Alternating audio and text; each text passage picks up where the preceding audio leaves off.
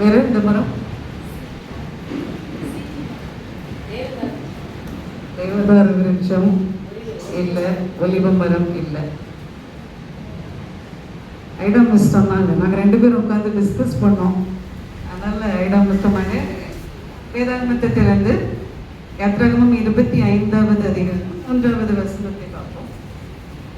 வாங்க வேண்டிய காணிக்கையாவன பொன்னும் வெள்ளியும் வெண்கலமும் நீல நூலும் ரத்தாம்பர நூலும் சிவப்பு நூலும் மெல்லிய பஞ்சு நூலும் வெள்ளாட்டு மயிலும் சிவப்பு தீர்த்த ஆட்டுக்கடா தோலும் தகசு தோலும் சித்தி மரமும் விளக்கெண்ணெய். என்ன மரம் அவங்க சொன்னாங்க? சீத்தியம் மரம். கேட்டிருக்கீங்களா? வாசித்திருப்போம் இல்லையா? மறந்திருப்போம். கர்த்தராகிய தேவன் இஸ்ரவேல் ஜனங்களிடத்தில் ஆசரிப்பு கூடார பணிக்கென்று மரங்களை கேட்டு வாங்கினார்னா இந்த ஒரு மரம் தான். கேதுரு மரம் சாலமோன் எருசலேமை கட்டும்போது அவர் கட்டினார். விலையுயர்ந்த மரங்கள் கேதுரு மரங்கள்னால கட்டினார். இந்த சீத்தி மரம் நம்முடைய ஆவிக்குரிய வாழ்க்கையில் என்ன பங்காற்றுகிறது? நமக்கும் மரத்துக்கும் சம்பந்தம் இருக்கா? வேதாகமத்தினுடைய பார்க்கும்போது நிறைய சம்பந்தம் இருக்கு. சொல்லுங்களேன், டக்குன்னு சொல்லுங்க. நீதிமான் பனையை போல் செழித்து வாழ்வான், லீபனோனில் உள்ள கேதுருக்களை போல் இருப்பாங்க. அடுத்து சங்கீதம் 1 நல்ல கனி கொடு திராட்சை கொடியை போல இருப்பாள், உன் பிள்ளைகள் உன் பந்தியை சுற்றிலும் ஒலிவ மர கன்றுகளை போல இருப்பார்கள். நமக்கு மட்டும்தானா இது அப்படின்னா இல்லை. இயேசு கிறிஸ்துவானவரும் தன்னை என்ன சொன்னாங்க? என்ன சொன்னாங்க? பச்சை மரத்துக்கு இத்தனை பாடுகள் என்றால் பட்டை மரத்துக்கு எத்தனை பாடுகள். ஸோ மரத்துக்கும் நமக்கும் சம்பந்தம் இருக்கிறது இல்லையா? இந்த சீத்திம் மரம் இதோடைய பெயர்லேயே இது ஒரு முள் மரம் என்று எபிரேய பாஷையில் குறிப்பிடப்படுகிறது. போடலாமா? ஆனந்தி பிளேட. இந்த மரத்தை பார்த்துக்கோங்க. இது எங்கே அதிகமாக காணப்படும்னா ஆப்பிரிக்கா, மிடில் ஈஸ்ட் கண்ட்ரீஸில் இருக்கும், சவுதி அரேபியா, வறண்ட பாலைவனங்களில் வளரக்கூடிய ஒரு மரம். 1000க்கு மேற்பட்ட வகைகள் இருக்கிறது. நம்ம ஊரில் என்ன இருக்குது? இந்த வெரைட்டியில் அகேஷியா என்ன பார்க்கலாம்? கருவாலி மரம் மேம் சொன்னாங்க. நம்ம சீகக்காய் யூஸ் பண்ணுறோம்ல, சீகக்காய், அந்த காய் அதுவும் ஒரு வெரைட்டி ஆஃப் திஸ் அகேஷியா தான். இது சார்ந்த ஒரு மரம் தான், முள் மரம். சரியா? இந்த மரம் 200 வருடங்கள் வளரக்கூடிய மரம். நம்ம பார்க்குற இந்த கருவேல மரம் இல்லை, இந்த சீத்தி மரம். அதே மாதிரி வருடங்களுக்கு பிறகு கடல்ல இருந்து கண்டுபிடிக்கப்பட்ட சீத்தி மர கட்டைகள் அப்படியே இருந்துதான். எந்த ஒரு பழுதோ எந்த ஒரு இதுவும் பாதிப்பு இல்லாமல் அப்படியே இருந்தது அப்படின்னு சொல்லப்பட்டிருக்கிறது. அதே மாதிரி இது எவ்வளவு உயரம்? 5லிருந்து 10 அடி, 10லிருந்து 15 அடி உயரம் வளரக்கூடியது. முழுவதுமாகவே முள்களால் காணப்படும். ஒரு முள் எவ்வளவுனா 10 சென்டிமீட்டர் நீளம் கூட இருக்கும் அப்படின்னு சொல்றாங்க. 10 சென்டிமீட்டர் நீளம் எவ்வளவு நீளமா இருக்கும் அப்படின்னு நீங்க பாருங்களேன். இதுல உங்களுக்கு சின்னதா தெரியுது, பெரிய பயங்கரமான முட்கள். வேத ஆராய்ச்சியாளர்கள் என்ன சொல்றாங்கன்னா, இந்த முள்களினால தான் இயேசு கிறிஸ்துவானவருக்கு முள்முடி கிரீடம் சூட்டினாங்க. நம்முடைய பாவத்துக்காக தேவன் சாபமானார். முள்ளுனாலே நம்ம என்ன படிக்கிறோம்? முள்ளுனாலே சாபம் இல்லையா? பூமியை சபிக்கும் போது கிறிஸ்துவானவர் என்ன சொன்னாங்க? முள்ளும் குறுக்கும் முளைப்பிக்கும். அப்போ பாவம், சாபம், சாபத்தை கர்த்தராகிய இயேசு கிறிஸ்துவானவர் நமக்காக ஏற்றுக்கொண்டு அந்த முள்முடி கிரீடம் சூட்டப்பட்டது அப்படின்னு சொல்லி பார்க்குறோம். பேசுகிற மரம். மரம் பேசுமா? பேசும். சோஃபியா மேம் சொல்கிறாங்க பேசும். நீங்கள் பேசி பாருங்களேன். நம்ம வீட்டில் பூ பூக்காமலே இருக்குன்னு வச்சுக்கோங்களேன், பேசணும். டெய்லி காலமே இருந்து நிறைய பூ பூக்குமா. இந்த ரோட்டு ஓரங்களில் இருக்கிற முருங்கை மரம், ரோட்டு ஓரங்களில் இருக்கிற மாமரத்தில் நிறைய காய் காய்க்கும் தெரியுமா? வீட்டில் வச்சு பக்குவப்படுத்தி வளர்ப்போம், கம்மியாக காய்க்கும். ஆனால் ரோட்டோரங்களில் இருக்க மரத்துக்கு நிறைய காய் இருக்கும். நம்ம பார்த்துட்டே போவோம், என்ன நானும் வச்சு நடுறேன் வரலையே அப்படின்ற மாதிரி சத்தம். அந்த சவுண்டு வந்து அது வளர்றதுக்கு எனக்கு தெரியல, இப்படி நான் கற்றுக்கொண்டேன். என்னுடைய பாட்னி டீச்சர் சொல்லி கொடுத்தது, குடிகாட்டினேன். ஸோ நீங்கள் எப்படின்னு தெரியல. ஓகே, பாட்னி பயாலஜி டீச்சர்ஸ் எல்லாம் இங்கே இருக்கிறீங்க.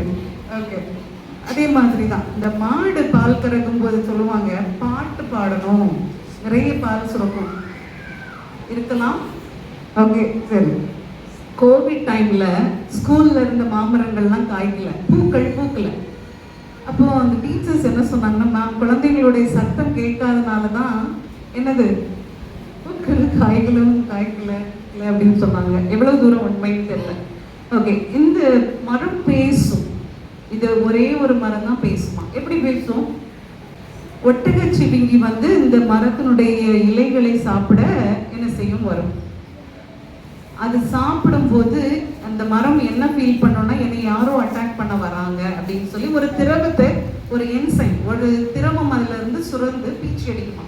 இது என்ன செய்யும்னா பக்கத்து மரத்துக்கு ஒரு சிக்னல் கொடுக்கும். இந்த வாடை வந்த உடனே என்ன பண்ணும், பக்கத்து மரம் என்ன பண்ணுமா, உடனே அது ஒரு இது என்ன கொடுத்துருக்குறாங்க அப்படின்னா டேனன், ஒரு பிட்டர் டேஸ்ட்டை வெளியே விடுமா, ஒரு ஸ்ப்ரேயை வெளியே விடுமா.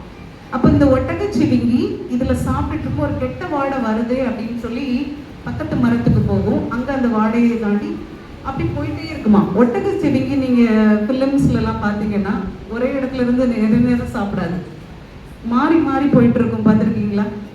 100 சென்டிமீட்டர் வரைக்கும் இந்த வாடை, இந்த திரவம் வெளிவந்தது இல்லையா, அவ்வளவு தூரம் இருக்குமா. அடுத்து ஒட்டகச்சிவிங்கி புதிதாக ஒரு மரத்தை தேடி தான் போகுமா. ஸோ தன்னை பாதுகாத்து கொள்வதற்கு இது பயன்படுது. கிறிஸ்துவானவர் வறட்சியான வாழ்க்கையிலிருந்து நம்மளை தேர்ந்தெடுத்து எங்க வச்சிருக்கிறாரு, ஒரு ராஜகுலமா, ஒரு ஆசாரிய கூட்டமா வந்து அமர்ந்திருக்கிறோம் இல்லையா. எங்கெங்கேயோ இருந்தோம். வனாந்திரமான வாழ்க்கை ஒருவேளை நம்ம வாழ்க்கையில கடந்து வர்றோம் அப்படின்னா கிறிஸ்துவானவர் என்ன பண்றாரு, நம்மளை தான் கூப்பிடுறாரு. யாராலும் விரும்பப்படாத ஒரு மரம், சீத்தி மரம், பாலைவனத்துல வறட்சியான சூழ்நிலையில் இருக்கும். இந்த மரத்தின் முட்கள் தன்னையே குத்தி கொள்ளுமா. காற்று அடிக்கும் போது கிடைக்கிற கொஞ்சம் தண்ணி தான் அதுல இருக்கும் அதோடைய உடம்புல. காற்றின் அசைவினால அந்த முட்கள் தன்னை அப்படின்னா உராயும் இல்லையா. அப்போ அதுல இருந்து நீர் சுரந்து வெளியே வரும். அது பிசுனா மாறும் அப்படின்னு சொல்றாங்க, ஒரு கம். அது என்ன பண்ணுது அப்படின்னா, அது எதற்கு பயன்படுத்துறாங்க ஆப்பிரிக்கன் நேஷன்ஸ்ல, இல்லை அது வேற இடங்களுக்கும் அதுக்கு வருது அப்படின்னா அதை என்ன செய்யலாம் பயன்படுத்துறாங்க அப்படின்னா, சோடா, காஸ்மெட்டிக், அழகு பொருட்கள் செய்யறாங்க, கேண்டீஸ், ஸ்வீட்ஸ் எல்லாம் செய்ய பயன்படுத்துறாங்க. ஸ்டமக் அப்செட்டா இருக்குது அப்படின்னா இதை பவுடரை சாப்பிட்றாங்க. ட்ரீ டு டேபிள் அப்படின்னு சொல்லி அவங்க விற்பனை செய்கிறாங்க இந்த கம்மை. Tree to table. அப்போ பெஸ்ட் ஃபைபர் இதில் இருக்கு. நம்ம என்ன செய்கிறோம், ஃபைபர் நிறைய எடுத்துக்க மாட்டோம்ல, கார்போஹைட்ரேட் நிறைய எடுத்துக்கிறோம். ஃபைபர் எடுத்துக்கிறீங்களா? நீங்கள் பிளஸ்ஸடு. நீங்கள் இந்த ஏரியாவில் நிறைய கீரைகள். நான் வந்து எங்கே இருக்கிறேன்னா அந்த ஜெயம் ஹாஸ்பிட்டல், நம்ம கவர்மெண்ட் பாய்ஸ் ஸ்கூல் ஆப்போசிட்டில் இருக்கேன். அது ஒதுக்கப்பட்ட பகுதி மாதிரி ஒரு கீரைக்காரங்க கூட வர மாட்டாங்க. நானே சொல்லுவேன், மேபி ஒரு ஹாஸ்பிட்டல் இருக்குது, சுற்றி இருக்க 4 வீடு பேஷண்ட் நினச்சிட்டாங்களோ, ஆட்களே வர மாட்டாங்க. ஆனால் இங்கே சொல்லுவாங்க நிறைய கீரைகள் நிறைய வாங்கிக்கலாம், ஸோ நிறைய சாப்பிடுங்க. இது ஃபைபர், அந்த கம்லேயே ஃபைபர் இருக்கு அப்படின்னு சொல்கிறாங்க. சரியா? இதை வந்து என்ன செய்கிறாங்க, ஆழமான வேர் அப்படின்னும் போது தேவனோடு உள்ள நம்முடைய உறவு, ஆழமான உறவு நமக்கு இருக்கணும் அப்படின்னு சொல்லி பார்க்குறோம். எந்த சூழ்நிலையிலையும் நம்ம என்ன செய்யறோம், மனிதர்களை சார்ந்திருக்காமல் தேவனை சார்ந்திருக்க வேண்டும். இந்த மரம்ல இருந்து நீங்க அதை படிச்சீங்கன்னா 25th சாப்டர்ல நீங்க லைனும் நீங்க பார்க்கலாம். ஃபுல்லாவே தகன பலிபீடம் சீத்தி மரத்துல தான் செஞ்சிருக்காங்க. சமூகத்தை அப்ப வைக்கிற மேசை சீத்தி மரத்துல தான் பண்ணியிருக்கிறாங்க. உடன்படிக்கை வைத்திருந்த அந்த பெட்டி, அந்த தூண்கள் எல்லாமே சீத்தி மரத்துல தான் செய்யப்பட்டிருக்கிறது. தேவன் பாருங்களேன், நம்ம இதை நம்ம ரொம்ப படிச்சிருப்போம். ஒருவேளை இதை ஆழ்ந்து நம்ம போகாம இருந்தாலும் தேவன் நமக்கு கற்றுக் கொடுக்கிற பாடம் என்னன்னா, நீ ஒருவேளை எல்லாராலும் ஒதுக்கப்பட்டவங்களா இருக்கிற அப்படின்னா நான் உன்னை தான் தேர்ந்தெடுக்கிறேன். உன்னை எடுத்து எங்க கொண்டு வைக்கிறேன், பரிசுத்த அலங்காரமான இடத்துல உன்னை வைக்கிறேன்.